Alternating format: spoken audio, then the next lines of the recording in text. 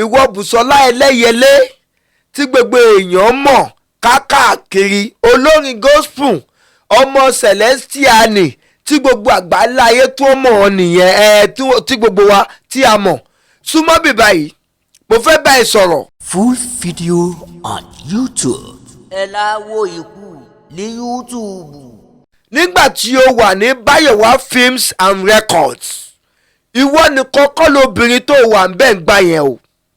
Ó ní àwọn kan tí Bayowa bá yẹ̀ jẹ́ tí wọ́n ò lè gbọ́ wọn yẹn mọ́, tí Bayowa ò lè gbé wọn jáde mọ́, tí ẹ̀tẹ́jọ́ wà nínú rẹ́kọ̀lẹ̀bẹ̀ kan náà, ṣùgbọ́n tó jẹ́ wípé ìwọ nìkan ni Bayowa ló face ló focus lé lórí, ìwọ nìkan ló ń gbé jáde.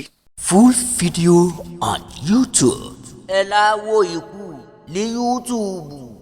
Lórílẹ̀‐èdè Nàìjíríà yìí kì í ṣe lórí obìnrin nìkan àtọkùnrin, ọkùnrin ò gbọ́dọ̀ níṣẹ́ mẹ́ta mẹ́rin lọ́wọ́ kó sọ wípé iṣẹ́ yẹn ti tó òun jẹ o.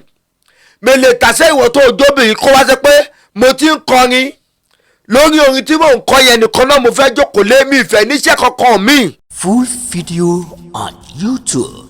Ẹ láwo ikú ní YouTube. Àwọn mákẹ́tà tó jẹran wọ́n ti ń padà jẹ egun o.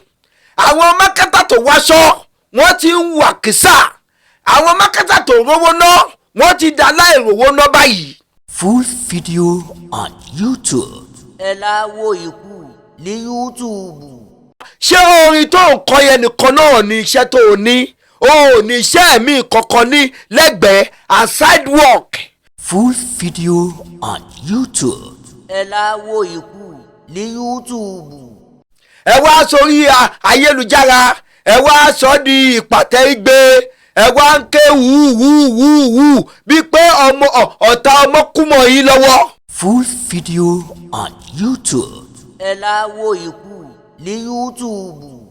Busola Eleyele ń ó bá ọ lọ, àforí àfọ̀hún ó bá ọ lọ. Ó ò lè búra ẹ̀, ó ò lè sọ wípé nǹkan kan ò sí láàrin ìwọ àti Bayowa. Full video on YouTube. Ẹ láwo ikú ní YouTube. Gbogbo ìgbà tí ìwọ àti Bayowa jọ ń tọ̀pá bọ̀wọ̀, ṣé bẹ́ẹ̀ ni kò sí province kan náà bẹ́ẹ̀, àbí gbígbé jáde tẹ́ ń gbéra yín jáde yùkẹ́yùkẹ́ tẹ́jọ́ ń ṣe yẹn òun nìkan lè re yín. Full video on YouTube. Ẹ láwo ikú ní YouTube. Àìmọye àwọn tó ń ṣiṣẹ́ lọ́fíìsì tó ń níbi tó ti ń ta ráìsì, tó ń tẹ̀wà, tó ń tẹ̀lùbọ́, tó ń taṣu. Full video on YouTube. Ẹ láwo ikú ní YouTube. Ṣebí lẹ́yìn ìgbà tí Gbénga Adébóyè kú, àṣà ń gbọ́ allegedly wípé Bayowa Films and Records ṣáà ń báyàwó Gbénga Adébóyè sùn. Full video on YouTube. Ẹ láwo ikú ní YouTube. Ayé àwọn mákẹ́tà ti bàjẹ́. Ọlọ́run ló jẹ́ káyé wọn kó bàjẹ́, Ọlọ́run ló ṣe bẹ́ẹ̀, kì í ṣe èèyàn torí pé àwọn mákẹ́tà ti bà ayé ọ̀pọ̀lọpọ̀ onítíátà, onífíìmù jẹ́, wọ́n ti bà ayé ọ̀pọ̀lọpọ̀ olórin jẹ́ kí wọ́n ṣiṣẹ́ kó má jẹ́ kí wọ́n rí èrè jẹ.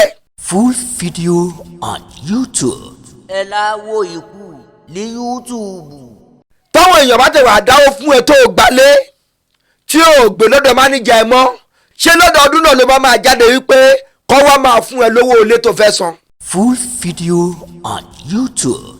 Ẹ láwo ikú ní YouTube.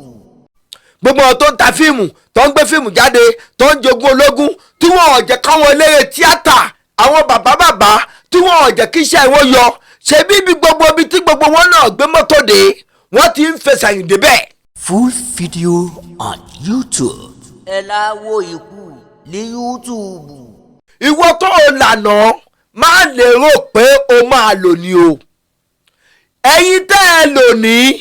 má lérò pé ẹ máa lọ́la o.